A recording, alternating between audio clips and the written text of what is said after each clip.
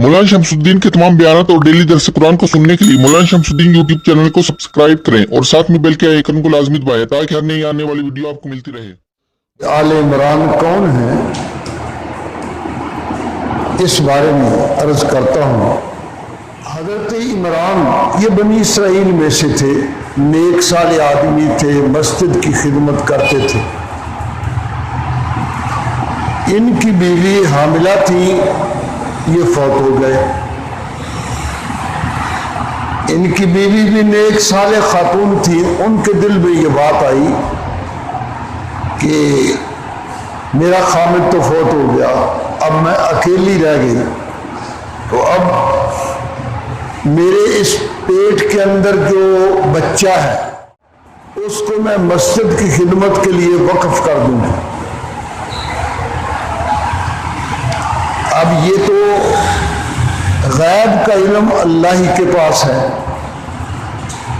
मखलूकात को जितना वो दे उतना ही मिलता है, उतना ही मालूम होता है।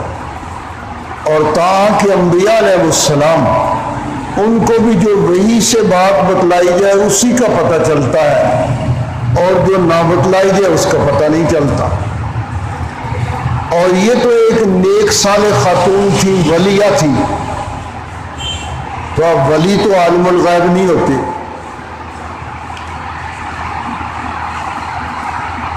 तो इनको के दिमाग के अंदर ये बात थी कि ये मेरे यहाँ बेटा होगा, और अल्लाह के यहाँ फैसला ये था कि ये मैंने बेटी देनी है।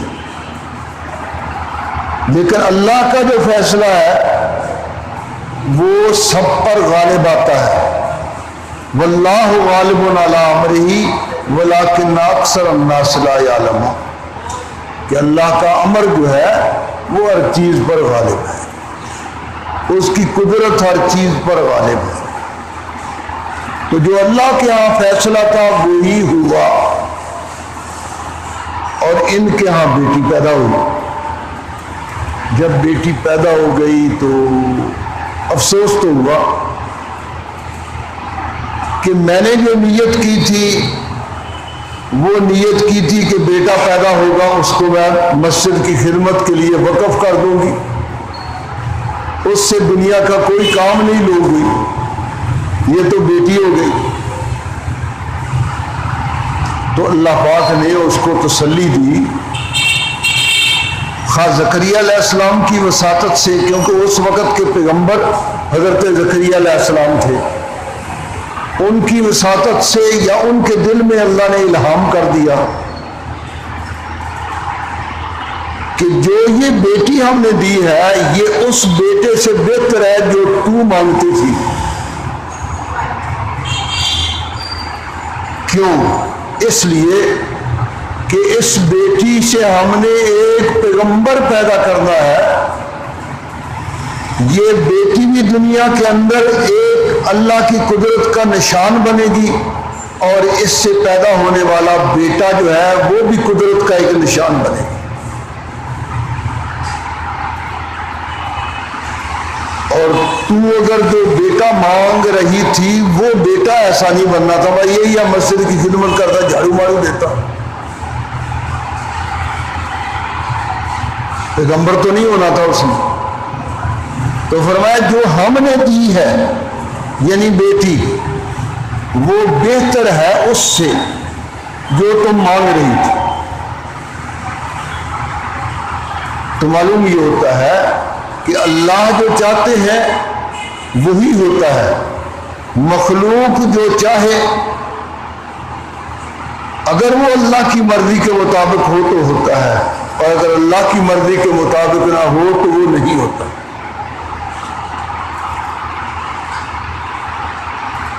अब अपनी नजर चूंकि मान चुकी थी इसलिए अपने फैसले को बदला नहीं, लेकिन ये फैसला बड़ा अनोखा था। आज तक पूरी बनी इसराइल की तारीख में ऐसा नहीं हुआ कि कोई शख्स जो है उसने अपनी बेटी को मस्जिद अक्सा की, मस्जिद बैतुल मुकद्दस की खिदमत के लिए वक्फ किया। ये एक नई बात थी। اب اللہ تعالیٰ نے ڈالا ان کے دل کے اندر یہ بات ڈال دی کہ بھئی جو تم نے نظر مانی ہے اس پر پکی رہو. اب جب دودھ پینے کی مدت پوری ہو گئی تو اس کے بعد اب وہ بچی جو ہے وہ چیزیں مختلف کھا پی کر پیٹ بھر لیتی تھی. تو اب اس بچی کو وہ اٹھا کر تو مسجد کے اندر لے آئے اور آ کر انہوں نے مسجد کے جتنے بھی وہ خدام تھے ان میں حضرت زکریا علیہ السلام جو ہے وہ بھی شامل تھے. تو حضرت زکریا علیہ السلام اور دیگر جتنے بھی خدام تھے ان سب کے سامنے یہ بات رکھ دی کہ اس بچی کے بارے میں نے یہ نظر مانی تھی اور اس نظر کا اظہار تمہارے سامنے کر رہی ہوں اور میں اس کو گویا پورا کر رہی ہوں. جیسے میں نے نظر مانی تھی میں نے اس کو پورا اسی طرح کرنا ہے.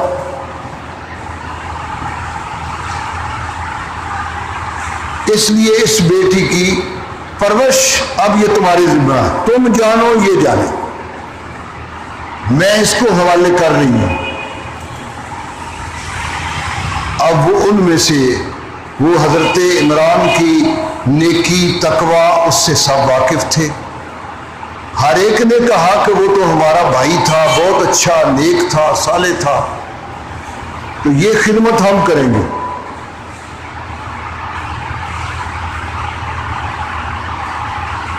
اب بچی ایک تھی اور طلب کرنے والے بہت سے تھے.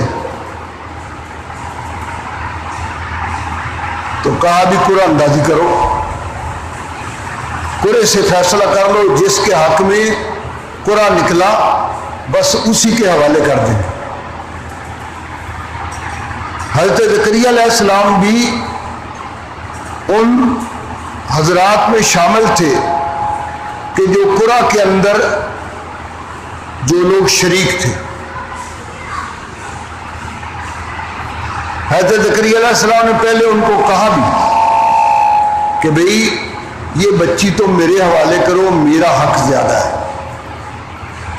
اس لیے ایک تو وہ عمران جو ہے جس طرح تمہارا وہ مسلمان بھائی لگتا تھا اور مسجد کے خدام میں سے تھا, اسی طرح میرا جو ہے اتنا ہی لگتا وہ بھی تھا.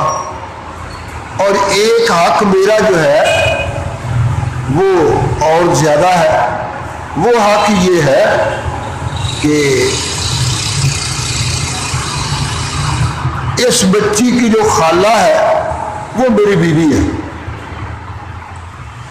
تو کہنے لگے یہ میرے حوالے کر دو, اس لیے کہ اس کی خالہ جو ہے وہ میری بیوی ہے.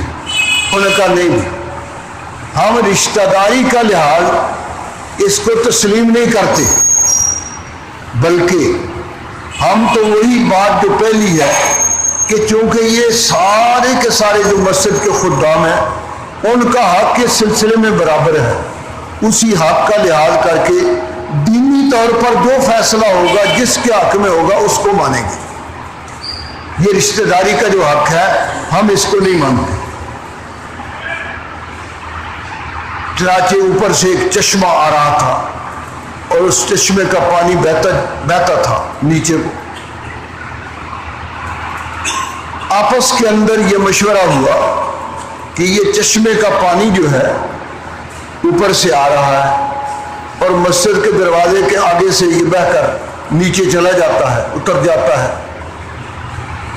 اس میں تم کلمے میں ڈالو جن کلموں سے تورات لکھتے ہو, اور ہر ایک آدمی اپنی قلم جو ہے اس کا ایک نشان جو ہے اپنے لیے لگا لے, مثلا داغا باندھ دے. اب وہ 70 آدمی تھے, 70 کلمیں تھی, وہ انہوں نے ڈالی اور فیصلہ یہ ہوا کہ جس کا قلم اس طرف بہ گیا جدھر پانی جا رہا ہے تو وہ آدمی اس کا حقدار نہیں ہوگا جس کا قلم یہاں ٹھہر گیا, بلکہ پانی جدھر سے آ رہا ہے ادھر وہ چل پڑا تو اس کو شمار کر لیا جائے گا کہ اس کا انتخاب اللہ کی طرف سے ہوا ہے. چاچے وہ 70 کلمے ڈال دی گئی, چشمے کا پانی آ رہا تھا, اور بھی لوگ اس منظر کو دیکھنے کے لیے آئے ہوں گے. جب وہ 70 کلمے ڈال دی گئی تو اب سب کی کلمے جو ہے بہ گئی. حضرت زکریا علیہ السلام کا جو قلم تھا وہ وہیں ٹھہرا رہا, بلکہ جدھر سے پانی آ رہا تھا اس کی طرف چل دیا. سب نے کہا جی ہم نے مان لیا, آپ کا حق فائق ہے, اللہ کی طرف سے آپ کا ہی انتخاب ہو گیا. کفلھا زکریا, قرآن میں ایک ہی لفظ میں ساری بات کہہ دی. کفلھا زکریا, زکریا علیہ السلام اس کے کفیل بن گئے اور پھر کفالت کا حق ادا کر دیا. اور یہ بچی عجیب و غریب تھی. زکریا علیہ السلام پہلے ہی دن سے دیکھا اس بچی کے عجائبات کو, کیونکہ ابھی تو وہ دودھ پیتی بچی تھی, دودھ تو چھوٹ چکا. تو اب زکریا علیہ السلام کے گھر میں وہ بچی رہتی تھی, لیکن دوسرے بچے جتنے مہینوں کے اندر بڑھتے ہیں یہ بچی دنوں کے اندر اتنا بڑھتی تھی. تو جلدی ہی بچی دوڑنے کے قابل ہو گئی. جلدی ہی بچی جو ہے اس نے زکریا علیہ السلام سے اللہ کی عبادت کا طریقہ کار سیکھ لیا. اب جب سمجھ بوجھ والی ہو گئی تو زکریا علیہ السلام اس کو مسجد میں لے آئے. مسجد میں ایک کمرہ اس کے لیے وقف کر دیا. اس کمرے کو کھولنا بند کرنا یہ زکریا علیہ السلام نے اپنے ہاتھ کے اندر رکھا, چابی اس کی آپ کے پاس ہوتی. قرآن مجید نے اشارہ کیا کلما دخل علیہا زکریا المحراب وجد عندہا رزقا, کہ جب بھی زکریا علیہ السلام حضرت مریم کے کمرے میں گئے ہیں تو انہوں نے اس کے پاس رزق پایا. روٹی ٹکر وہ بھی لاتے تھے کھانے کے لیے, لیکن مریم کے پاس پہلے سے بے موسم پھل پڑے ہوتے تھے جو کہ بیت المقدس کے اندر ان دنوں پائے نہیں جاتے تھے. مثلا گرمی کے موسم کا جو پھل ہے وہ سردی میں, اور سردیوں کا پھل گرمی میں. حالانکہ پھل تو موسم سے ہوتا ہے. تو اس صورتحال میں زکریا علیہ السلام حیران تھے. اب دیکھیں اس سے معلوم ہوا کہ ان میں غیب اللہ ہی کے پاس ہے. زکریا علیہ السلام کو حیرانی تو ہوئی, لیکن یہ معلوم نہیں تھا کہ یہ پھل جو ہے کہاں سے آئے.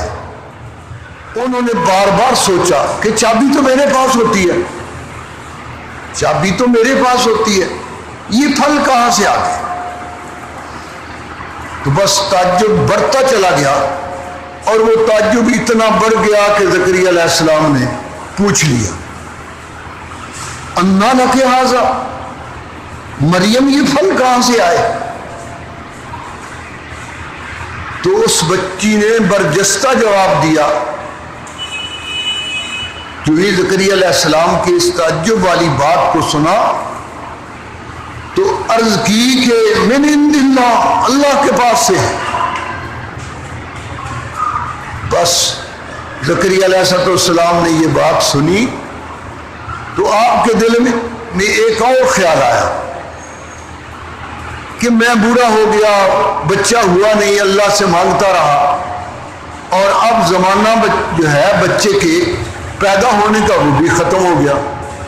واشتعل الراس شیبا, لیکن اس عجیب چیز کو دیکھ کر دل کے اندر ایک پھونک اٹھی. اپنے کمرے میں گئے اور نماز میں کھڑے ہو گئے, اور وہیں نماز کے اندر اللہ سے دعا کی کہ اللہ تو مریم کو بے موسم پھل دے سکتا ہے تو مجھے بھی بے موسم ایک پھل دے دے. تو اللہ تعالیٰ نے فرما دیا, فوراً جبریل کو جاؤ میرے زکریا کو جا کر کہہ دو کہ جو پھل تم مانگ رہے تھے ہم نے دے دیا۔ بس دعا کی قبولیت اسی طرح ہوتی ہے، جب ادھر سے قبولیت کا موقع آتا ہے تو ادھر منہ سے نکلتے ہی وہ دعا قبول ہو جاتی ہے۔